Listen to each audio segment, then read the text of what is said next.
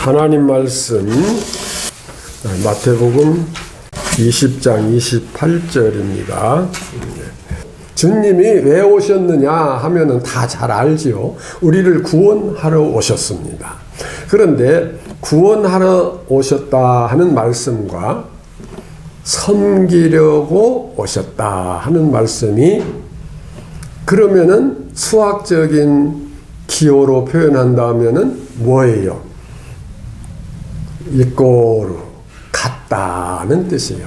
그러니까 구원을 달리 표현하면은 섬기는 것 이렇게 같다고 하는 의미가 돼요. 네. 자, 여기서 우리들이 잘 생각해야 할 것은 주님께서 우리를 구원하시기 위하여 십자가에 못 박혀 돌아가시고 우리 죄를 대신해서 그 고난을 받으시고 우리 죄를 사해 달라고 기도하시고 그런 모든 과정을 우리를 구원하시기 위해서 그렇게 하셨다. 그렇게 말해도 틀림이 없습니다.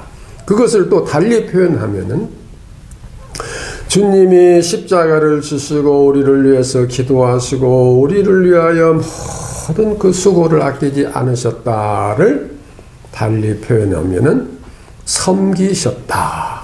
그러니까 우리를 구원하러 오셨다나 섬기려고 오셨다나 말씀이 같은 말씀이기 때문에 우리가 구원받았다라고 한다면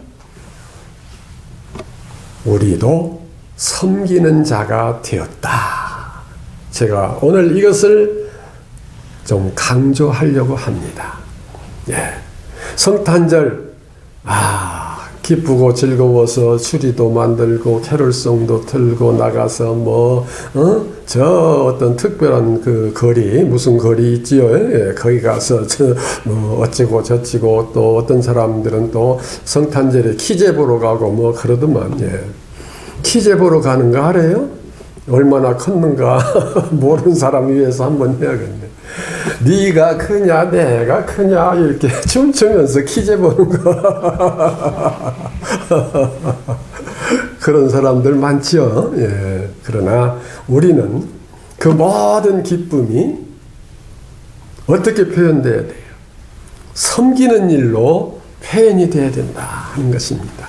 그러면 그 섬김은 가정에서부터 서로 섬기고 이웃 간에 섬기고 친척 간에 섬기고 나라를 위해서 민족을 위해서 섬기는 자가 되고 인류를 위해서 섬기는 자가 되어질 때 구원받은 자의 모습이고 그렇게 만들기 위해서 주님이 오셨고 주님이 오신 목적을 섬기러 오셨다 이렇게 표현을 했습니다. 그러니까 우리 믿는 사람들은 달리 표현하면은 섬기는 자다.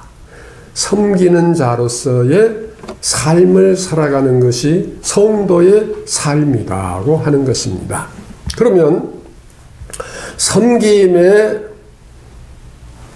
조건이라고 표현을 할까요? 가장 중요한 요소는 뭐냐면은 섬기는 데는 첫째로 상대를 존경하는 자세가 돼야 돼요. 섬긴다고 하면서 상대를 무시하고 아이고 그놈 아이고 이런 식으로 굉장히 그를 낮춰보고 하찮게 여기고 그러면서 야 임마 이리 와 발을 씻겨줄게 하고 발을 씻겨준다는 식으로 그렇게 해서 도와주고 봉사하고 섬긴다. 그것이 아니에요. 섬기는 자체는 먼저 상대를 존경하고 존중히 여기는 그 중심이 절대적이어야 돼요. 마지못해서 아이고 귀찮고 그냥 힘들고 그렇지만은 그렇게 하라고 했으니까 해야지 그런 식의 존경이 아니에요. 존경하고 존중하는 것은 내 마음속에서 깊이 우러나는 그 중심에서 존경이 나와야 되는 겁니다. 그러니까 자녀가 부모에게 효도하는 자세나 또 부모가 자녀를 사랑하는 자세나 형제가 형제를 서로 사랑하고 돕는 자세나 그것은 다 모두가 상대를 존중히 여기는, 존경하고 존중히 여기는 자세가 근본적으로 되어야 하지, 마지못해서 형식적으로 외적으로만 이렇게 저렇게 선물도 좀 갖다 주고 뭐 돈도 한 푼 주고 뭐 용돈도 좀 주고 뭐 이렇게 한다, 그것이 아니라 이 말이에요. 그게 섬기는 것이 아니라 진실하게 그를 존경하는 자세가 되어야 됩니다. 그러면은 우리가 가족 간에는 그럴 수가 있고 인척 간에는 그럴 수가 있지만, 생판 모른 남에게 가서 예수 믿으세요 전도하고 봉사할 때 그를 존중히 여기고 존경하는 마음이 솔직히 얼마나 있느냐, 그게 대단히 중요한 문제입니다. 섬기러 오셨다고 하는 말씀을 왜 강조하셨을까? 그러면 우리도 그렇게 섬기는 자가 되어야 한다고 하는 것을 말씀하신 것입니다. 네. 그래서 섬기는 자세는 상대를 존중히 여기는 것이고, 그 다음에 여러 가지로 표현할 수가 있지만은 자신은 겸손한 태도가 돼야 돼요. 예, 우리가 그런 표현을 하잖아요. 저놈 시건방지다 뭐 그런 표현을 하는데, 자기 자신이 건방지고 교만하고 그런 자세가 되어가지고 섬긴다, 존경한다, 그런 말의 표현은 할 수 있지만은 그 자체가 내 자신이 겸손하지 아니하면 섬김이 될 수가 없다고 하는 것입니다. 그러면 겸손은 겉으로만 겉모습 모션만 취해서 겸손한 채 이렇게 하는 것이 아니라, 겸손은 뭐냐? 상대가 나보다 더 높고 나는 그보다 아래이다. 이건 뭐 계급적으로 표현한 것이 아니라 상대를 내가 받들어 섬기는 자세고, 나는 그 일을 위해서 무엇이든지 이렇게 봉사할 수 있는 자세. 그런데 그 봉사가 뭐 월급을 받고 싹스를 받으니까 돈 받기 위해서 하는 것이 아니라, 내가 어떠한 희생이 되더라도 상대를 진심으로 존중히 여긴다고 하는 그 자세에 겸손이 있어야 이게 섬기는 것이고, 그것이 우리 주님의 인격이고 신앙관입니다. 우리들이 가져야 할 신앙관이, 주님의 인격이 곧 내 인격이 되어야 한다는 말. 나의 옛사람이 죽고 이제는 내가 산 것이 아니라 내 속에 그리스도가 살아서 역사하시는 새로운 피조물이라. 이게 거듭나고 구원받은 자의 모습인데, 이것이 섬기는 자의 모습이라고 하는 것입니다. 그러므로 우리가 앞으로 서로 잘 알고 친절하게 지내는 사람은 물론 그동안 그렇게 해왔지만, 혹 그렇게 하지 않았다고 한다면 그렇게 해야 될 것이고, 제가 강조하고 싶은 것은 이제 난 모르는 어떠한 사람을, 어떠한 유대를 갖게 되고 또 어떤 관계 속에서 그를 전도해야 되겠고 그를 위해서 봉사해야 되겠다 하는 그런 관계가 되어진다면은 정말 그를 존경할 수 있고 나를 낮출 수 있고 내가 겸손한 자세로 그를 섬길 수 있는 인격체가 되어야 한다고 하는 것입니다. 그러니까 저 사람은 초등학교도 제대로 못 나온 사람이다. 나는 대학 뭐 다 나오고 학위도 있고 이 비교가 안 되는 그런 난데 내가 그 앞에 가서 그냥 이렇게 머리 숙여야 되는가, 그렇게 생각할 수도 있어요. 그러나 실제가 그러한 그 어떤 높고 낮음의 학력이라든지 어떤 여러 가지 문제가 있다 할지라도 그런 걸 떠나서 진심으로 상대를 존귀히 여기고 나를 낮춰서 겸손한 자세로 그를 섬길 수 있는 자가, 이게 바로 성도요, 믿는 자요, 구원받은 자라고 하는 모습인 것입니다. 우리가 거듭나야 된다, 변화되어야 된다, 새 사람이 되어야 한다 하는 이런 말을 많이 하지만, 말은 그렇게 하기 쉬운데 실제로 생활 속에서는 내 인격이 변화되지 않고 내 삶의 모습이 변화되지 아니할 때가 많다고 하는 것입니다. 그러면 우리는 이번 성탄절을 맞고 또 새해를 앞두고 이러한 그 중요한 시간적 중요한 시점에서 무엇인가를 새롭게 한번 다짐하고 결심하고 새롭게 변화되는, 한 단계 올라가는 그런 신앙, 그런 인격, 그러한 삶이 되어야 할 텐데, 그것의 가장 중요한 부분이 무엇이냐? 섬기는 자가 되자. 진심으로 섬기는 자가 되자. 우리가 누가 무슨 일을 할 때 가서 같이 일을 하고 도와주고 그러면서 마음으로는 아이고 이거 어찌고 저찌고 이제 그런 표현을 마음으로는 할 수가 있습니다. 그러나 그 일이 아무리 굳은 일이고 힘든 일이라도 그 사람을 섬기기 위해서 하는 일이라면은 그 일을 기쁘게 즐겁게 함께 할 수 있는 자세가 되어야 된다 하는 것입니다. 여러분, 우리는 진심으로 섬기는 자가 되어야 돼요.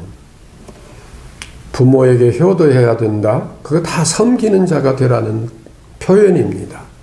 자식을 사랑하라. 그것도 섬기는 자가 되라는 것입니다. 형제간에 우애하라. 그거 다 섬기기 위한 것이고, 섬기지 않고는 우애가 될 수가 없고, 섬기지 않고는 효도가 될 수 없고, 섬기지 않고는 자식 사랑이 될 수가 없는 거예요. 그러므로 우리 성도의 생활은 우선 가정에서부터의 생활이, 또 이웃 친척 간에서의 생활이 뭔가 달라야 되는데, 남들이 볼 때 한마디로 표현해서 참 섬기는 사람이다, 봉사하는 사람이다, 그런 인식을 가질 수 있는 삶이 우리 생활 속에 나타날 때, 그게 하나님께 영광을 돌리고 하나님께서 바라고 원하시는 바고, 그게 구원받은 자의 삶인 것입니다. 주님이 하신 말씀대로 너희 형제 중 지극히 작은 자 하나에게 한 것이 곧 내게 한 것이라고 말씀하셨습니다. 그러므로 우리는 주님을 사랑하는 마음, 주님이 전년 전에 이 땅에 오신 그 주님을 환영하고 그분을 영접하고 또 그 성탄을 축하하는 그런 자세의 마음이 이웃을 섬기고 사랑하고 돕는 삶으로 나타나야 되고, 그 삶의 모습은 그를 존중히 여기고 존경하고 나는 낮아지고 겸손해지는 것이 되어야 됩니다. 그리고 나의 희생이 없이는 남을 섬길 수가 없어요.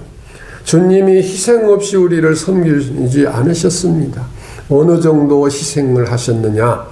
십자가에 못 박혀 죽으시기까지 희생을 하셨습니다. 우리 보통 하는 말에 그런 말이 있죠. 죽으려면 뭔 짓을 못해.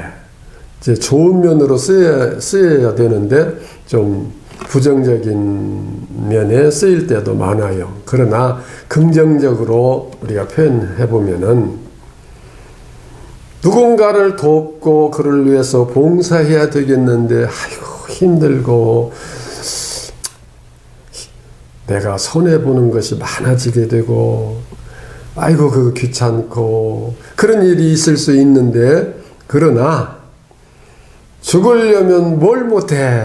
그 말을 거기에다가 연결을 한다면 힘들고 손해보고 어렵고 그렇지만은 죽으려면 뭘 못해 죽기까지 희생한다면은 자존심도 꺾을 수가 있고 내 욕심과 허영심 다 꺾을 수가 있고 내 모든 것을 다 희생하고도 마지막에 목숨까지도 희생할 수 있는 그런 자세가 될 때는 뭘 못하겠느냐 그런 의미로 우리가 생각을 해야 될 것입니다. 주님께서 그렇게 하셨어요. 우리는 주님을 따르는 자들입니다. 주님의 자녀들입니다. 앞으로 주님과 더불어 영원히 살 자들입니다. 그 영원히 살 그 나라를 생각하며 그때를 생각하며 그래 우리 주님이 걸어가신 그 발자취를 따라가자.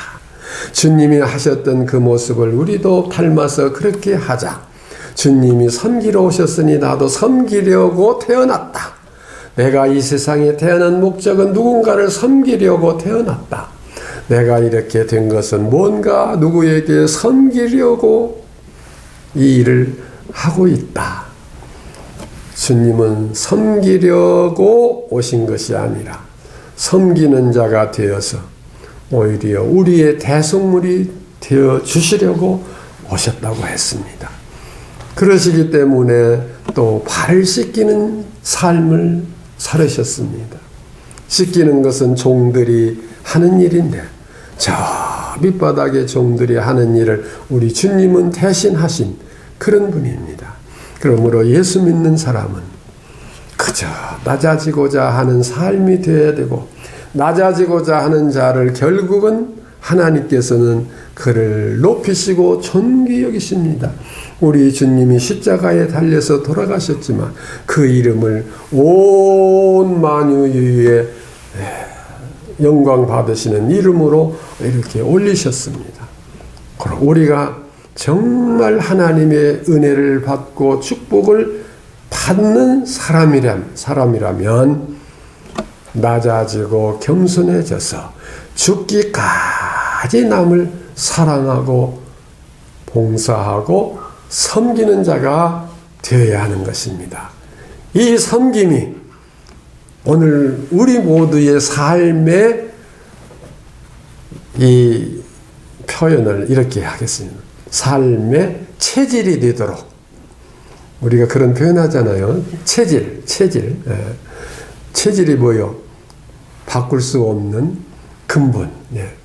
그러한 섬김의 삶이 우리의 체질이 되고 근본이 되고 우리의 인격이 되고 우리의 믿음, 신앙이 돼서 주님이 내 안에 내가 주님 안에 하나 되어지는 이러한 삶이 되시기를 주의 이름으로 축원합니다.